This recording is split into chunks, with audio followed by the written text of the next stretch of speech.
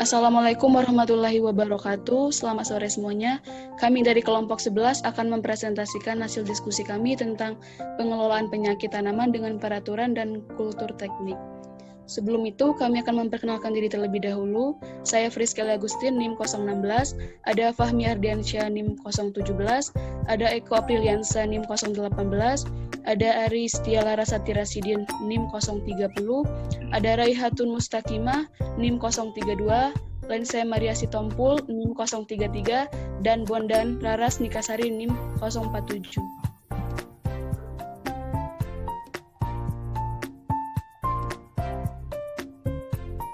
Adapun pokok pembahasan kami yaitu yang pertama mengenai pengendalian penyakit dengan pengaturan dan yang kedua pengendalian penyakit dengan kultur teknis.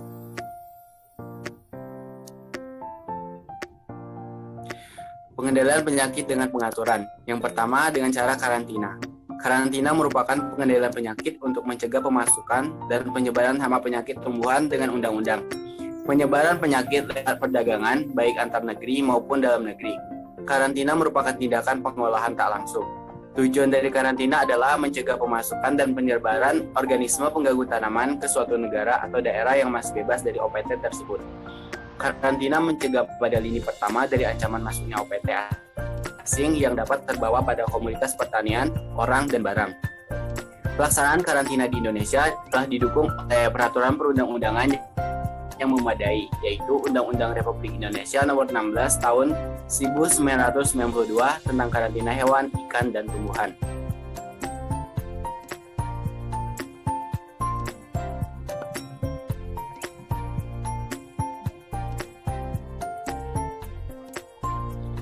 Selanjutnya ada karantina. Jenis karantina yaitu karantina luar negeri yang dapat dilakukan bila terjadi perdagangan atau pertukaran tanaman antar negara. Impor tanaman dari luar negeri dilakukan berdasarkan tingkat bahayanya. Impor tanaman dilarang atau prohibitif apabila tanaman atau bagian tanaman beresiko tinggi untuk menyebarkan penyakit. Pembatasan atau restriktif yaitu impor bahan tanaman dan tanaman dengan risiko dapat dihilangkan. Karantina juga dilakukan untuk tanaman dalam negeri yang akan diperdagangkan antar pulau. Penentuan karantina suatu penyakit tanaman dipengaruhi oleh sifat penyakit atau cara penyebarannya, daerah penyebaran, kemungkinan masuk tanpa pengaturan, perkembangan, dan kerugian yang ditimbulkan dan efektivitas karantina.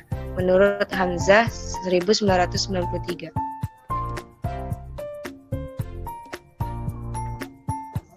Pengendalian penyakit dengan pengaturan yang selanjutnya adalah eradikasi atau pembersihan. Eradikasi atau pembersihan adalah pengurangan prevalensi penyakit menular pada populasi inang global menjadi 0. Eradikasi merupakan tindakan pemusnahan terhadap tanaman, organisme pengganggu tumbuhan, dan benda lain yang menyebabkan tersebarnya organisme pengganggu tumbuhan di lokasi tertentu.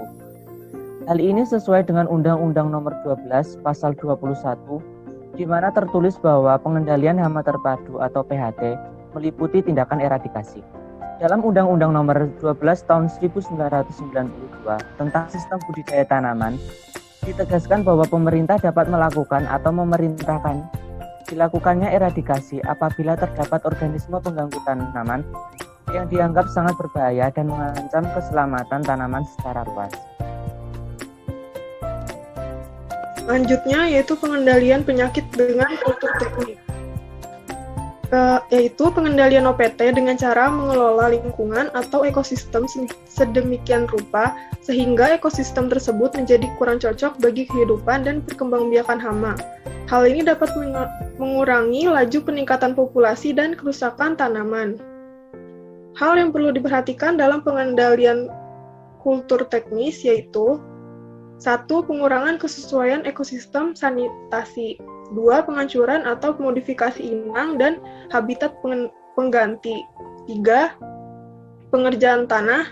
4. Pengelolaan air. 5. Gangguan komunitas penyediaan berkembangnya penyakit. 6. Pengendalian tanaman. 7. Perkiraan lahan, penanaman serempak. 8. Penetapan jarak tanam, lokasi tanaman.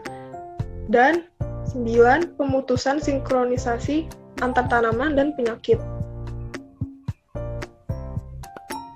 Selanjutnya, cara pengendalian kultur teknis. Pemeliharaan tanaman atau kontrol hama yang baik dapat meningkatkan kesehatan tanaman. Penyiraman, pemupukan, pengendalian hama dan penyakit, serta penggantian media tumbuh dapat meningkatkan pertumbuhan tanaman. Secara tidak langsung, kultur teknis yang baik yaitu kultur teknis yang dapat memantau keberadaan hama dan penyakit secara dini, sehingga diharapkan kesehatan dan pertumbuhan tanaman dapat selalu meningkat. Selanjutnya yaitu macam-macam pengendalian pupuk teknis, yaitu yang pertama pola tanam. Contohnya yang pertama itu tanam serempak, yaitu harus dilaksanakan di areal yang cukup luas, minimal satu hamparan dengan golongan air yang sama. Tujuannya yaitu untuk membatasi perkembangbiakan serangga hama.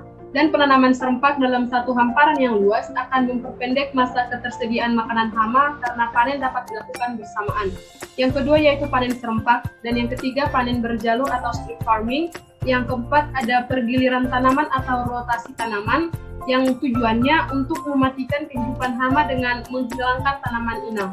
Dan langkah ini sangat efektif pada serangga-serangga monofag. Yang kelima yaitu tumpang sari atau intercropping. Sistem tumpang sari sering menyebabkan penurunan kepadatan populasi hama dibanding dengan sistem monokultur. Hal ini disebabkan karena peran senyawa kimia mudah menguap huruf atsiri yang dilepas dan gangguan visual oleh tanaman bukan inang akan mempengaruhi tingkah laku dan kecepatan kolonisasi serangga pada tanaman inang. Yang terakhir yaitu tanaman perangkap. Tanaman perangkap yang digunakan adalah varietas atau tanaman yang paling rentan dan ditanam lebih dahulu. Mekanisme yang terjadi adalah adanya daya tarik yang lebih kuat dari tanaman perangkap dibanding tanaman utama, sehingga hama lebih menyukai berada pada tanaman perangkap tersebut.